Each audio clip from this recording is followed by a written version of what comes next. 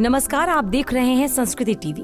प्राचीन काल में राक्षस अपनी तपस्या के बल पर ऐसी शक्तियां प्राप्त कर लेते थे जिनके सामने टिकना देवी देवताओं के लिए भी मुश्किल हो जाता था। राक्षस अपनी शक्तियों का प्रयोग करके आतंक और भय फैलाते थे। ऐसी ही घटना रक्तबीज नाम के राक्षस से जुड़ी है। रक्तबीज का अंत माँ काली के हाथों हुआ, लेकिन इस दौरान गलती से माँ काली का पांव भगवान शिव के ऊपर आ गया था। आइए जानते हैं माँ काली के शिव जी के ऊपर पैर रखने की पूरी कहानी। एक बार रक्तबीज नाम के एक राक्षस ने भगवान शिव को प्रसन्न किया और उनसे एक वरदान हासिल कर लिया। रक्तबीज को यह वरदान मिला था कि उसका खून जहाँ भी गिरेगा वहाँ से उसी के समान राक्षस पैदा हो जाएगा। रक्तबीज को अपने इस गुण पर बहुत अभिमान था, इसीलिए उसने अपनी शक्तियों का गलत इस्तेमाल करना शुरू कर दिया। घमंड में चूर रक्तबीज ने देवताओं को युद्ध के लिए ललकारा।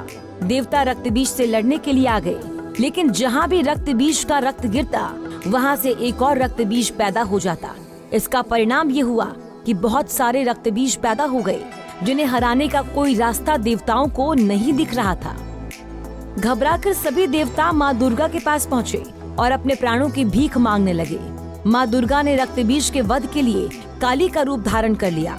रक्तबीज को देखकर माँ काली क्रोध से भर उठी और अपनी जीभ को इतना फैला लिया कि सारे रक्तबीज उसमें समा गए। अब जहाँ भी रक्तबीज का रक्त गिरता माँ काली उसे पी जाती। रक्तबीज को समाप्त करते हुए माँ इतनी क्रोधित हो गई कि उनको शांत करना मुश्किल हो गया।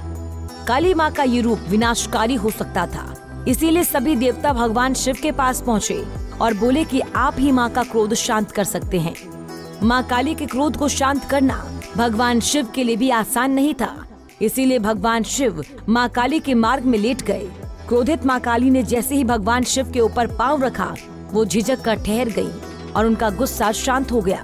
इस तरह भगवान शिव ने देवताओं की मदद की और माँ काली के गुस्से को शांत किया, जो सृष्टि के लिए भयानक हो सकता था।